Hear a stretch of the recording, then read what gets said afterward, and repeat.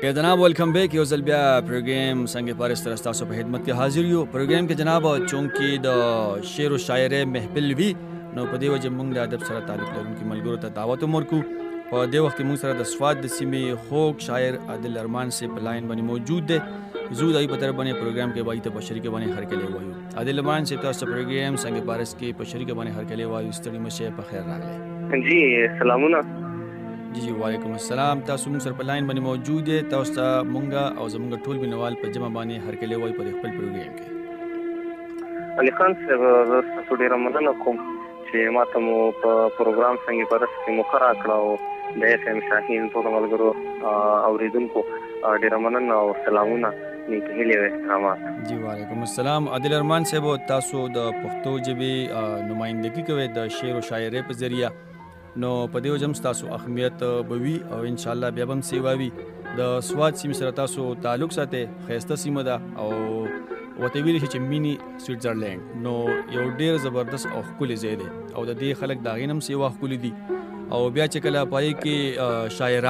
شاعران ملګری نو واقعي چې څنګه خلک ښکلی وي هغه شان کارونه هم ښکلی وي او چې کله بیا پای کې د شاعرانو ملګرو شاعري شي نو شاعري به واقعي چې دا غینم ښکلی وي مزیدار به وي. نو نن به زه صرف ستاسو نه ستاسو یو څو ښایسته کلامونه اورم. کم کلام چې مطلب ستاسو ډیر خوښ وي نو هغه موږ سره د ټولو نه اول پروګرام کې شریکولی شئ. تاسو ډیره مهرباني چې معلومه مخرا کړو. غزل مدرسه وایم چې د خپل لپاره چرته ختمې میګلې کنه د خپل لپاره چرته ختمې میګلې کنه چرته ملمه د خپل حسن ته ګرې کنه ډیر ښه او تیرې به ختم شي ژوندون ته مې رڼا به راشي تیرې به ختم شي ژوندون ته مې رڼا به راشي چرته جانانه د وصال بلې ډیوې کنه او سترګې مې ډکې شوې له اوښکو چې بچو مې ووې سترګې مې ډکې شوې له اوښکو چې بچو مې ووې دا ډوډۍ کلکې د ویوې لږې پستې کنه او ماتا پسې دومره جړلې دي چې حد یې نشته ماتا پسې دومره جړلې دي چې حد یې نشته لږې شانته ما دپاره اوښکې تویې کنه او زما بچې د لوږې مرې ورته خوراک کوي دی زما بچې د لوږې مرې ورته خوراک کوي دی بخښنه غواړم خو خان پوه دی راځوې کنه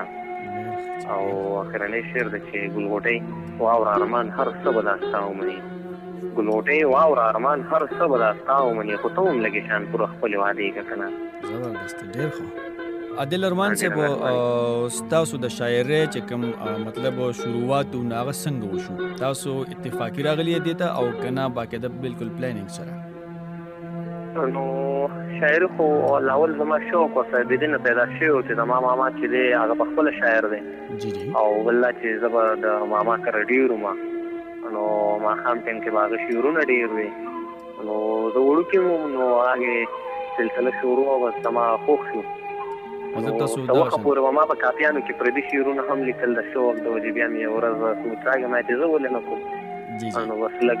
کېده او تر دې حده راورسېده چې اوس غزل لیکلی شم. ښه جي ټیک شو. دا خو ډېره ښه خبره ده. عادل ارمان صاحب ستاسو د ټولو نه اولنی کلام تاسو یادېږي اوس ستاسو ذهن کې شته دی؟ نو ذهن کې خو مې شته او بل چې د 2015 اند کې ما اولنی غزل لیکلی و. ښه جي نو تاسو هغه موږ سره په دې پروګرام کې شریکولی شئ که چېرې موږ خواست وکړو؟ نو هغه غزل خو به ماته لږ یاد وي پوره به راته یاد نه وي چې څومره پورې ستاسو یاد وي هغه عمره به ستاسو موږ ته واوروئ. د هغې پورې به درته زه دومره ووایم چې بلکې بالکل د ذهن نه ورک شو. ښه جي ښه خیر د هېڅ خبره نه ده. ښه نو ګوره شاعر چې کله مطلب خپله شاعري هغه کوي هغه لیکي مو نو کله داسې لیکل داسې غزل داسې شعر پکې هم راشي چې د هغه بیا په خپل هم ډېر زیات خوښي. داسې یو کلام شته چې ستاسو پر خپلو ټولو کلامونو کې ډېر زیات خوښي؟ نو بالکل داسې یو غزل شته چې لکه کله م غوښتنه داسې وشي چې یاره ته داسې غزل ووایه چې هغه بالکل معیار باندې برابر وي. زما په خپل یو خپل غزل چې ډېر مې خوښ دی جی دا یې لپاره دا زوړ به پیکه شوی نوی باپ راله پکار دی دا زوړ به پیکه شوی نوی باپ راله پکار دی لږ پاسېږه پښتونه انقلاب راله پکار دی د وخت چې له وګونې څخه صفا یې واوره د وخت قاتل غوږونو څخه صفا یې واوره او ټوپک راله پکار نه د کتاب راله پکار دی او ظالمه څومره ظلم بې حسابه په موږ شوی ظالمه څومره ظلم بې حسابه په موږ شوی ظالمه ستا د هر ظلم حساب راله پکار دی او دوزخ لپاره ډېر شی ګناهونه به پکار وي دوزخ لپاره ډېر شی ګناهونه به پکار وي جنت لپاره لږ شانته ثواب راله پکار دی دا تنده مې د امن په یو ګوټ چېرته ماتېږي دا تنده مې د امن په یو ګوټ چېرته ماتېږي دې تندې ماتولو له دریاب راله پکار دی ستا دې چې دا ټوله باغچه زما له خیر دی ستا دې چې دا ټوله باغچه زما له خیر دی خو بس دې باغچې نه یو ګلاب راله پکار دی او ارمانه مهرباني او ارمانه داسې چپه خلوص مه راته ودرېږه ارمانه داسې چپه خلوص مه راته ودرېږه ارمانه د سوالونو مې جواب راله پکار دی ډېر زبردست او ډېر په زړه پورې ارمان صاحب تاسو به مشاعرې هم ډېرې اټینډ کړي وي او تاسو به چې هلته کې لاړ شئ نو ظاهري خبره ده چې خلک به ډیمانډ کوي د کلام اورولو یا د غزل اورولو نو خلک زیات تر ستاسو کم یو غزل یا کم یو کلام ډېر اورېدل غواړي چې د هغې ډیمانډ تاسو ته کېږي مطلب د هغې ستاسو نه غوښتنه کېږي زما نه چې ډیمانډ شوی دی نو ډېر نو ما چې تاسو ته کوم اولنۍ غزلي وي چې د خدای لپاره چېرته ختم وي ګیلې که که نه ښه جي نو د دې ډیمانډ ما نه ډېر شوی دی ټیک شوه او داسې یو خاص موضوع شته چې تاسو پې لیکل کړي وي ډېرو نو خاص موضوع داسې نشته ځکه چې زیات تر کې څه ځای له راغلي ما پې لیکل کړي او ستاسو رجحان کم طرف ته وي زیات تر کې مشاعرې تاسو کوئ زما په خپله چې دی نو رومان طرف ته ښه جي روماني شاعري جی ټیک شو نو نن موږ سره تاسو یو روماني کلام ستاسو چې کوم خپل وي هغه شریکولی شئ که چېرې موږ غوښتنه وکړو او ولې نه ضرور رومان به درته ووایم جی چې کیدای شي چې دا په رومان کې راځي چې ځان له لګیا یم د ځان سره خبرې کوم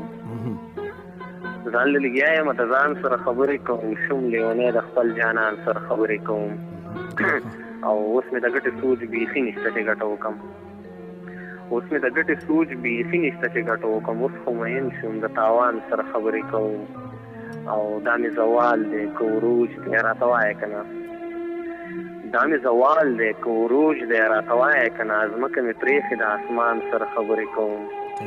او حالاتو داسې لیونی سپېلنې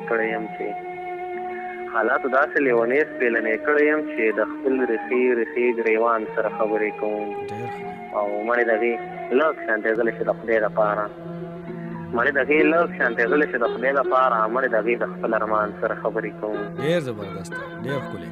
ډېره مننه ارمان صاحب تاسو موږ ته خپل قیمتي ټایم نه څو لحظې راکړې پروګرام کې موږ سره شامل شوئ ستاسو ښایسته کلامونه موږ هم اورېدل زموږ اورېدونکي هغوی هم اورېدلو زموږ د دې سیمې دپاره سپیشلی زموږ شمالي وزیرستان شو جنوبي وزیرستان شو دغه شان کورم ایجنسي اورکزۍ ایجنسي کرک شو ټل او هنګو دا ایریا څومره چې واړه کلي نور دي ټول تاسو اورئ په دې وخت کې براہ راست څه پیغام لرئ د هغې پښتنو لپاره پیغام دا لرم چې د یو انسان بل انسان چې کله وفات شي نو د هغه قدر بیا په زړه کې پیدا شي نو باید چې د دې نه ډډه وکړو او ژوندونې باندې د یو بل قدر وکړو د یو بل ښه وستایو او د یو بل په بدو باندې خپې راخلو او بل لا چې شاعرانو ملګرو ته دا پیغام هم ورکوم چې مینه او دا امن دا خبرې دا د شعر او غزل ټکو کې صرف رابندې نه کړو دا په عمل کې هم راوړو نو ډېره وښي زبردست او ډېر ښکلی پیغام تاسو اولنی چې کومه خبره وکړه نو هغه زما په خپله ذاتي طور هم ډېر خوښ شو یو ځل بیا ستاسو شکریه ادا کوم چې پروګرام کې تاسو موږ سره شامل شوئ او خواږه کلامونه مو موږ ته واورول ستاسو ډېره مننه ډېره مننه کوم ستاسو تھینک یو د الله په امان